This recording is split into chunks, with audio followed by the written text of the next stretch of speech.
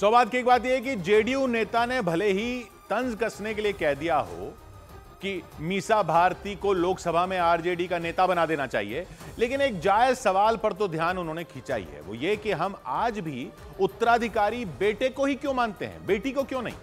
चाहे कोई भी क्षेत्र हो, राजनीति में भी वही है। नेता तो नेता, समर्थक भी बेटी को उत्तराधिकारी के रूप में क्यों नहीं देखते?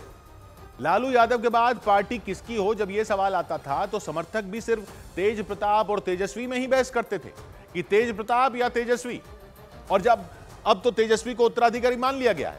लेकिन मीसा भारती राजनीति में सीनियर होने के बावजूद उत्तराधिकारी के रूप में क्यों नहीं देखी गई? वो पहली बार थोड़े चुनाव लड़ रही हैं, पहले से लड़ती आ रही हैं। सवाल पार्टी से नहीं है, सवाल समाज से है। क्या यह समाज की हकीकत नहीं है? अब तक ऐसे क्यों हैं हम, और कब तक बने रहेंगे ऐसे? और फिर भी खुद को 21वीं सदी के विचारों वाले मानते हैं हम। वैसे भले ही सबसे बड़ी बड़ी बातें करवा लो कि बेटा बेटी बराबर होते हैं, लेकिन मानता कौन है?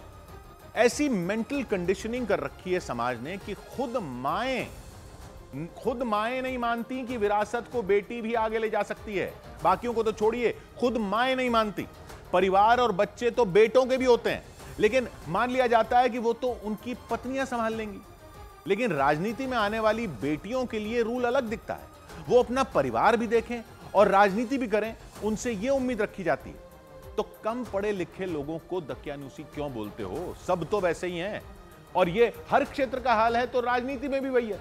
कांग्रेस को ही देख लीजिए, चाहे दोनों भाई बहन कंधे से कंधा मिलाकर लड़ रहे हो, लेकिन उत्तराधिकारी वाली लाइन में राहुल प्रियंका से आगे दिखते हैं। हकीकत है। हो सकता है मीसा भारती या प्रियंका गांधी खुद भी यही चाहती हूं, बिल्कुल हो सकता है, और ये तो खैर उनकी मर्जी की बात है। लेकिन पब्लिक क्यों भाई को ही उत्तराधिकारी मानती है? 21वीं सदी में भी समाज की यह हकीकत क्यों बनी हुई है? अब आप कहोगे कि नेहरू जी की उत्तराधिकारी तो इंदिरा मानी गई थी, तो सुनिए, वो कोई कंपैरिजन ही नहीं है। उनका तो कोई भाई ही नहीं था। वही तो कह रहे हैं कि बेटियों का नंबर तभी क्यों आता है जब उनका कोई भाई ना हो, या भाई इंटरेस्टेड ना हो विरासत लेने में। दंगल पिक्चर वाले डायलॉग की बात नहीं हो रही कि मारी छोरियां कोई छोरों से कम है के? उन छोरियों का भी भाई नहीं था ना, वो तो बात ही अलग हो गई। सुप्रिया सुले हैं तो सही एनसीपी में, उनका भाई नहीं है कोई, तो वो उत्तराधिकारी हैं। लेकिन हमारी सोच का असली इम्तिहान तो तब है ना जब बेटा बेटी दोनों हो। जब बेटा, तब बेटा क्यों आगे हो जाता है? वाईएसआर का उत्तराधिकारी आंध्र प्रदेश में जगन मोहन को माना गया, उनकी बहन शर्मिला को क्यों नहीं?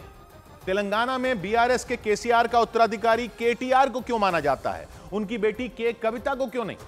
परिवारवाद की बात नहीं कर रहे, परिवारवाद को सवाल ही अलग है। बात हो रही है परिवारों के बीच की।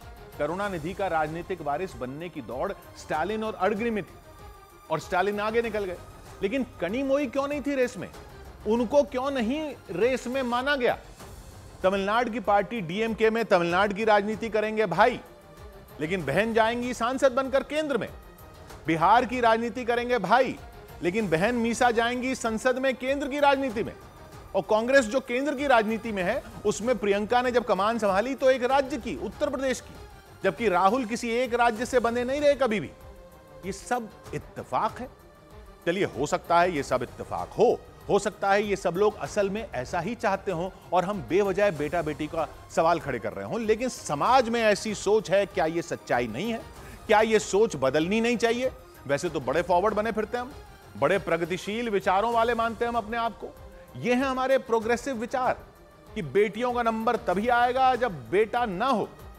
मारी छोरियां किसी छोरे से कम नहीं का मतलब क्या सिर्फ यह है कि मारी बेटियां दूसरों के छोरों से कम नहीं, लेकिन अपने भाइयों के अब भी पीछे ही खड़ी होंगी? 100 बात की एक बात,